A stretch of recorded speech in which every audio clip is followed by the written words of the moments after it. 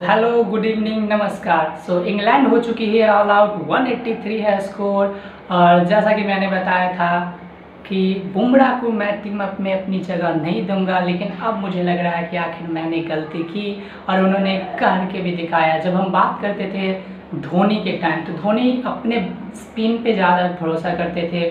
उनका बस यही मानना था कि स्पिनर ज़्यादा इफेक्टिव होंगे। हालांकि वो फास्ट बॉलर को भी खिलाते थे, बट आज वो स्पिनर के साथ ज़्यादा विश्वास करते थे। स्पिनरों को वो कभी कभी तो लास्ट ओवर तक देते थे इन T20 में भी, तो वो स्पिनरों को ज़्यादा तवज्जो देते थे। लेकिन जब से विराट आए हैं तब से उन्होंने बताया है कि मैं जो ये पेसर्स है उनको भी अपना आधार बनाऊंगा। क्योंकि अगर आपको कहीं अबे सीरीज़ जीतनी है ना, टीम इंडिया को अगर बाहर की सीरीज़ जीतनी है, तो उसके लिए आपके पास एक फास्ट यंग पावर होनी चाहिए, जो अब कहीं ना कहीं टीम इंडिया में दिखती है। और यही शायद वजह रही है कि जो हमने ऑस्ट्रेलिया में देखा और जो हम कई सालों से देखते आ रहे हैं इन टीम इंडिया में, वो ग्रो हुई है। और ये सब की सब हम क्रेडिट विराट कोहली को देंगे, क्योंकि जिस तरह से उन्होंने फास्ट बॉलर को ग्रो किया है, उन पे फिटनेस पे, उनके हेल्थ पे, उनके पर्सनालिटी पे, जिम में जितना वो पसीना बहाते हैं।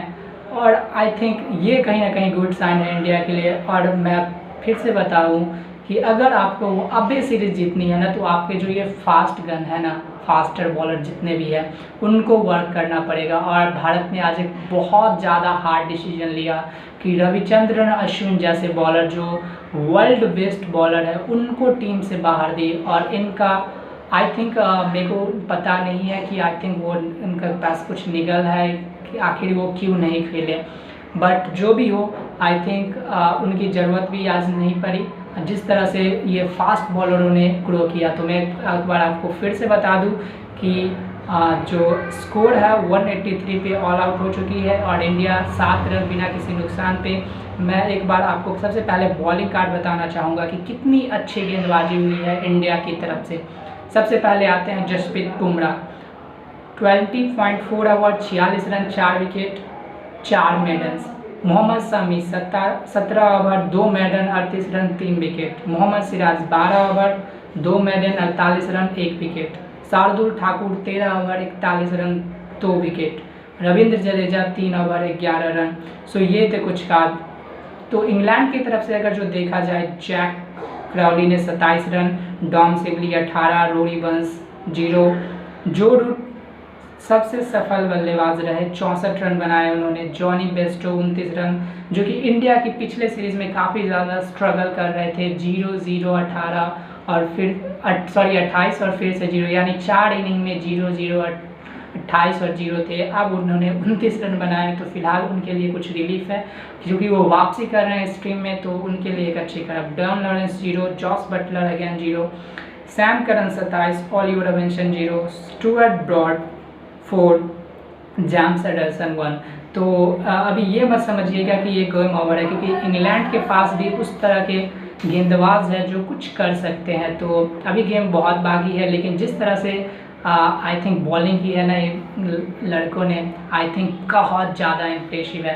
सबसे पहले मैं बात करना चाहूँगा बुमराह की। तो जैसा कि हम वर्ल्ड WTC फाइनल के दौरान देख रहे थे कि उनमें जो उनकी जो बॉल थी ना, वो सीधी निकल जा रही थी। उनकी गेंद जो हवा में स्विंग होती है, हवा में गिरने के बाद थोड़ी सी अंदर आती है, बाहर आती है, जिनके लिए वो जाने भी जाते थे, वो कहीं ना कहीं कमी दिखती थी उनमें। और आज उनके बॉल में वो हरकत दिखी। पहले ही ओवर में उन्होंने जोसेफ रोरी वंश, जो कि एक इनफॉर्म बल्लेबाज थे, उनको आउट किया।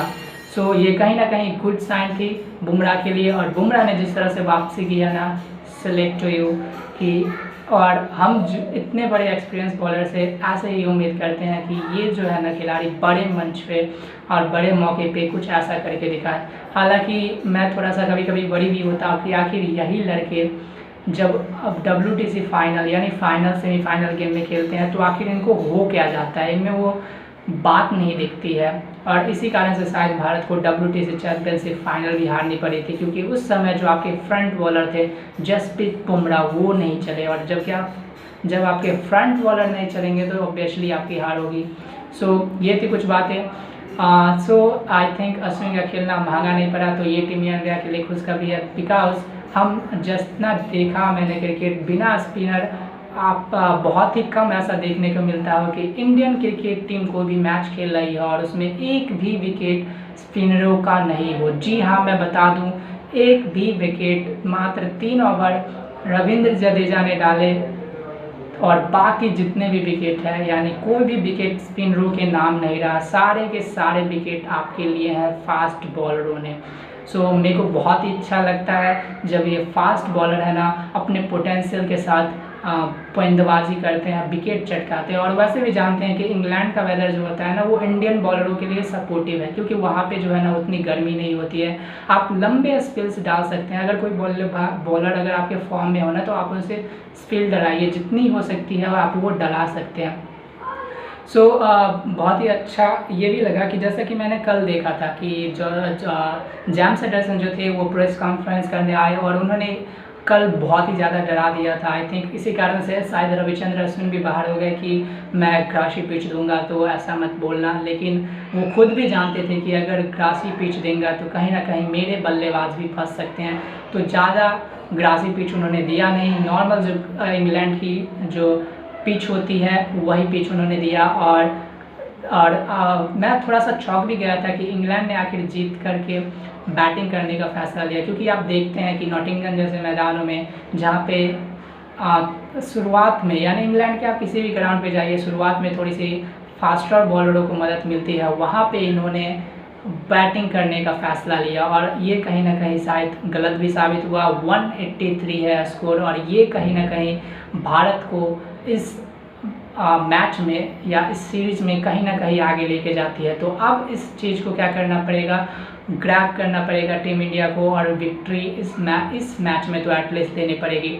अब इंग्लैंड के बल्लेबाजों की प्रॉब्लम कहाँ आती है, मैंने जैसा देखा है आज, जैसे कि मैं मैच के दौरान देख पा रहा था, इकलौते जो रूट एक ऐसे बल्लेबाज है जिनका स्ट्राइक जिनका जो औसत है वो अप्रॉक्स 40 उससे ऊपर है, यानी 50 के करीब में अप्रॉक्स है, लेकिन बाकी सारे बल्लेबाजों का जो आप औसत देखेंगे 30 के अप्रॉक्स है। एक भी बल्लेबाजों का जो औसत है वो 40 प्लस या 50 के करीब में नहीं है, एक्सेप्ट जो रूट। एक ओलियो रेविंसन है, उनका 42 का है, हालांकि उन्होंने 2 ही मैच खेले हैं, तो उनके बिना पे उनका अगर छोड़ दिया जाए तो आपको कोई भी बल्लेबाज ऐसे इंग्लैंड के नहीं मिलेंगे जिनका औसत 30 के करीब में है। आप हालिया प्रदर्शन देखें या ओवरऑल देखें, हर जगह आपको यही दिखाई देगा कि उनका जो ओवरऑल प्रदर्शन है, उनका जो ओवरऑल औसत है वो 30 से कम है और ये कहीं ना कहीं इंग्लैंड के लिए एक बड़ी प्रॉब्लम है। और शायद इसी कारण से वो भी जानते थे कि मेरे भी बल्लेबाज जैसा भारत का पेस अटैक है, जैसा उन्होंने कुछ समय से ग्रो किया है, तो उनके लिए खतरनाक हो सकता था, तो उन्होंने ग्रासी पिच देने का फैसला नहीं किया। थोड़ा सा जो टिपिकल विकेट होता है ना इंग्लैंड को, उन्होंने वही दिया। बट अगेन मैं कहता हूँ ना कि मैं जो इंडियन की गेंदबाजी को देखता हूँ ना, खासकर फास्ट बॉलर को, तो बहुत ही ज़्यादा खुश होता। शमी हो गए, जिस तरह से आज उन्होंने बॉलिंग की, क्या सीन थी। बहुत बार उनको शुरू में, हालांकि वो थोड़े से अनलकी रहे कि उनको विकेट नहीं मिले, लेकिन बाद में उन्होंने जिस तरह से बॉलिंग की, आई थिंक शमी एक ऐसी बॉलर है ना जिनको आप कभी भी मैच में से बाहर नहीं कर सकते हो। भले वो शुरुआत के ओवरों में आपको थोड़े से ऑफ कलर दिखे, लेकिन वो एक ऐसा स्पिल डाल जाएंगे ना कि जैसे आपको लगेगा कि यार इसमें बहुत दम है। और वो शमी में एक पोटेंशियल है कि आपको एक स्पिल बस ऐसा करके देंगे जिसमें सब कुछ आपके लिए क्या हो जाएगा, बेस्ट हो जाएगा। और यही मोहम्मद शमी को, जो इनके पास इतना एक्सपीरियंस है, उन्होंने 2015 का वर्ल्ड कप खेला हुआ है, 2019 का वर्ल्ड कप खेला हुआ है, 2018 में वो इंग्लैंड टीम का हिस्सा भी थे।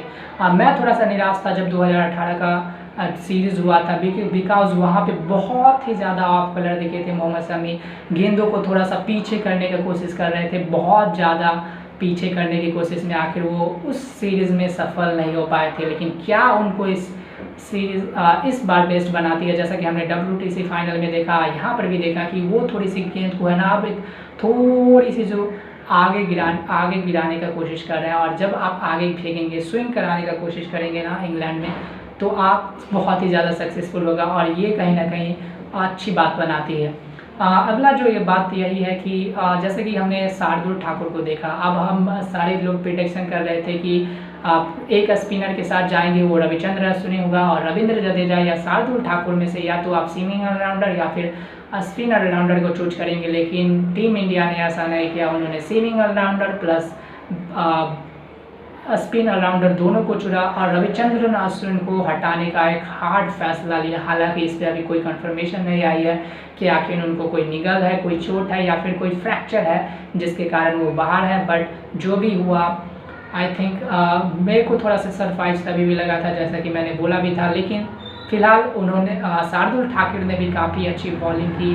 उन्होंने 13 ओवर 3 मेडल 41 रन 2 विकेट लिए और उनके पास भले ही वो पेस नहीं है, लेकिन आप वो बॉल को स्विंग कराना जानते हैं, हर बॉल को वो खिलाना चाहते थे, आगे बॉल को देते हैं। और जब आप इंग्लैंड में आगे बॉल को डालेंगे ना तो आप हमेशा सक्सेसफुल होगा। फिलहाल मैं आपको थोड़ी सी स्कोर बता दूं तो अभी फ़िलहाल जो भारत का स्कोर हुआ है वो है 9 रन बिना किसी नुकसान के। रोहित शर्मा 10 गेंद में 5 रन और केएल राहुल 17 गेंद में 3 रन बनाकर खेल रहे हैं। तो काफ़ी अच्छी शुरुआत हुई है टीम इंडिया को और उम्मीद करते हैं, होप करते हैं कि ये मैच जीते, क्योंकि इतनी अच्छी शुरुआत के बाद आप हार नहीं सकते। हालांकि भारत को चौथी पारी में आपको बैटिंग करनी है, लेकिन मेरा बस यही मानना है कि आप सेकेंड इनिंग में ही इतने रन बना देना कि आपको फोर्थ इनिंग में है ना बस 50-100 रन मारना पड़े तो आप कहीं ना कहीं कंटेंडर होंगे। लेकिन ये मत भूलिएगा कि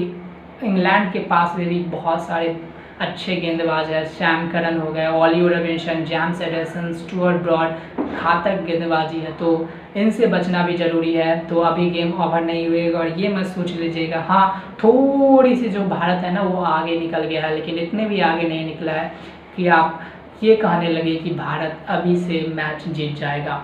फिलहाल मेरे साथ जुड़ने के लिए धन्यवाद और मिलते हैं फिर। Thank you, bye bye so much, thank you so much.